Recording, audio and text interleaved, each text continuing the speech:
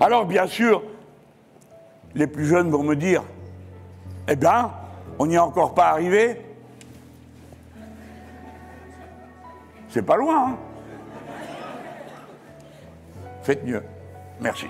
C'est sur ces mots que Jean-Luc Mélenchon a conclu sa défaite lors des présidentielles 2022. Dans les semaines qui ont suivi, il a eu l'idée de génie de la NUPES, une alliance qui a monopolisé l'attention jusqu'à fin 2023. Mais maintenant que la NUPES a été enterrée par tous, on va enfin pouvoir faire le bilan du candidat Mélenchon et se demander pourquoi un homme aussi brillant a échoué à se qualifier pour le second tour de la présidentielle 2022.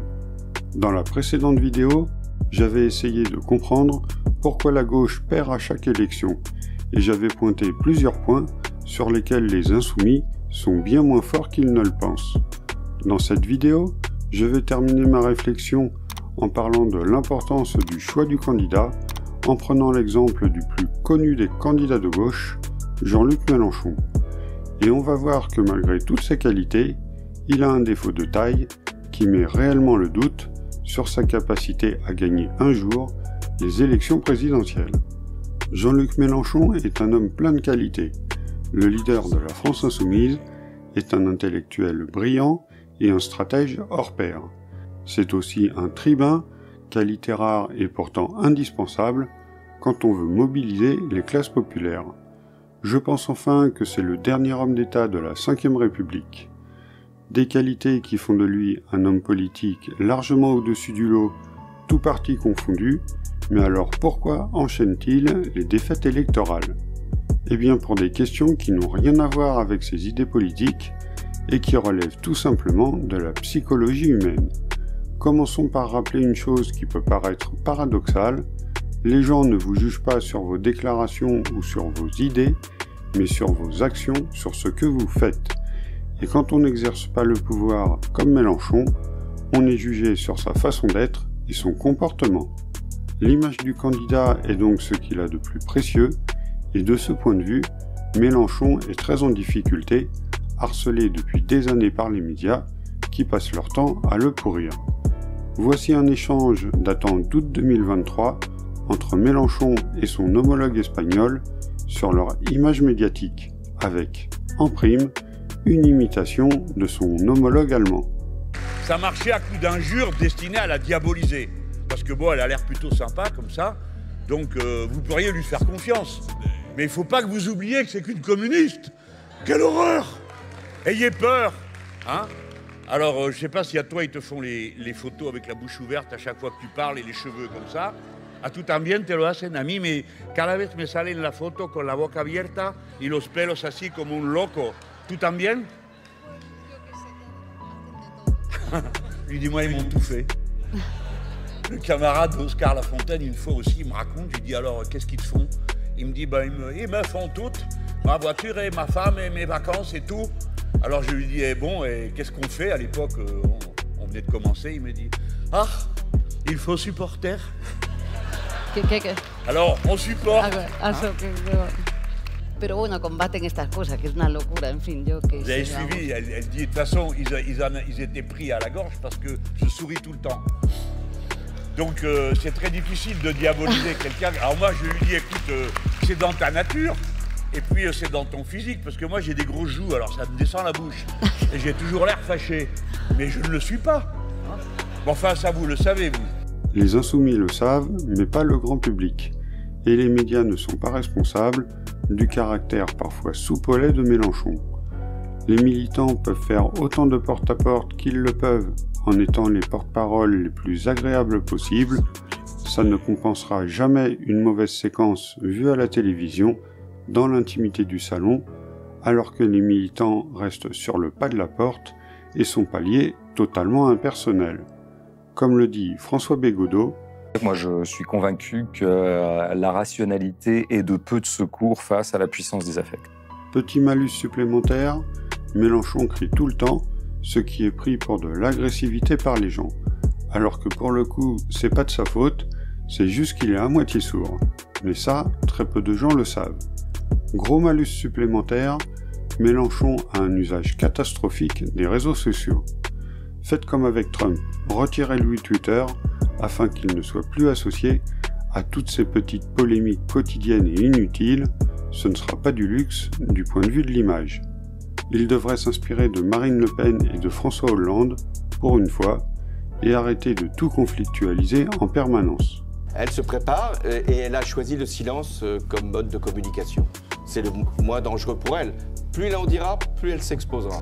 Tout cela mis bout à bout donne une image très défavorable pour Mélenchon. On n'a pourtant pas l'impression qu'il essaie de corriger ses lacunes depuis toutes ces années, et c'est peut-être ça le plus inquiétant pour la gauche. À l'opposé de Mélenchon, on a Emmanuel Macron qui a pour priorité le contrôle de son image, à tel point qu'il a l'air d'un robot dans ses allocutions présidentielles. Il dit des choses violentes, il fait voter des lois violentes, il a fait éborgner des gens, mais l'avez-vous déjà entendu crier ou se mettre en colère? Jamais. Il dit des choses désagréables, mais c'est toujours avec le sourire. C'est une machine à gagner les élections. Et il n'est pas le seul dans ce cas.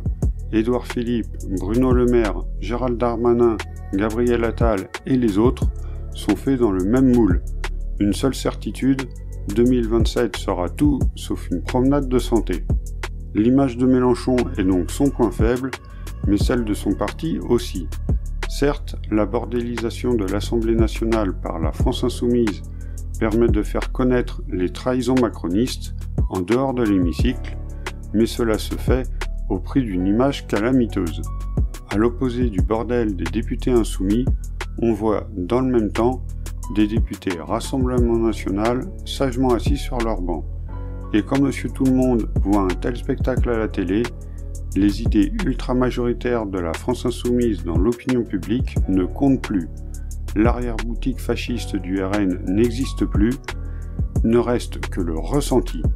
Le résultat dans l'opinion est catastrophique. La France insoumise est jugée plus inquiétante que le Rassemblement national, plus dangereuse et moins compétente. Il devient urgent que la gauche s'intéresse enfin à la psychologie humaine si elle veut un jour gagner des élections. Car les ressentis, ça peut changer, ça peut même changer rapidement pour peu qu'on s'en saisisse.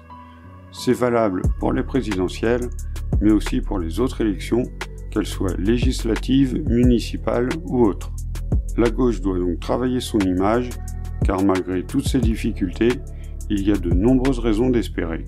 Voici 2 réussites de Jean-Luc Mélenchon. Beaucoup de gens ne le savent pas, en tout cas moi je l'avais oublié, mais Jean-Luc Mélenchon fut l'un des principaux artisans du nom de gauche au référendum de 2005. Un vote qui doit rappeler que quand l'électeur ne doit pas glisser le nom d'une personne dans une urne, mais répondre concrètement et directement à un choix politique, on gagne les élections. Ôter les ressentis parasites d'une élection est donc possible, mais pour réformer les élections, il va falloir gagner les présidentielles. Deuxième réussite de Mélenchon, des scores impressionnants auprès des jeunes, auprès des départements d'outre-mer et auprès des quartiers populaires, qui ont élu Mélenchon président dès le premier tour lors de la présidentielle de 2022. Preuve que quand la crise est lourdement installée et que les gens sont au pied du mur, ils sont capables de se mobiliser et de passer outre les ressentis. Tout cela donne plein d'espoir pour l'avenir, encore faut-il que Mélenchon s'adresse avec la même énergie à l'électorat conséquent des campagnes désindustrialisées. Pourtant, lors de son discours d'introduction à la conférence de Cagé et Piketty, Mélenchon ne semblait pas convaincu par cette idée. Peut-on réellement faire l'impasse sur toute une partie de la population quand on ambitionne d'être président de la République? Que nous pensons, nous, que bien sûr, alors qui va dire le contraire? Il faut aller chercher les milieux ruraux déclassés, etc. Qui va dire le contraire? Bien sûr. Mais le gros de la troupe qui va nous faire gagner, ce sont les quartiers populaires où on vote pour nous à 80% au premier tour, mais où 30% seulement vont voter. Si nous montons à un niveau égal à celui de la participation du reste de la société, nous avons gagné. C'est pourquoi la priorité, c'est de les convaincre, eux, que ça vaut la peine de faire de la politique. Et pour ça, il faut parler clair, net, dru et dur. La stratégie de Mélenchon est donc de miser sur des gens peu ou pas politisés et qui vote peu, voire pas du tout. Un choix vertueux de sa part, mais pas sûr que ce soit la route la plus simple et la plus rapide vers le succès. N'hésitez pas à partager cette vidéo, c'est la meilleure façon de me soutenir. Dites-moi dans les commentaires quel est pour vous le meilleur candidat de la gauche pour 2027, et sur ce, je vous dis à bientôt.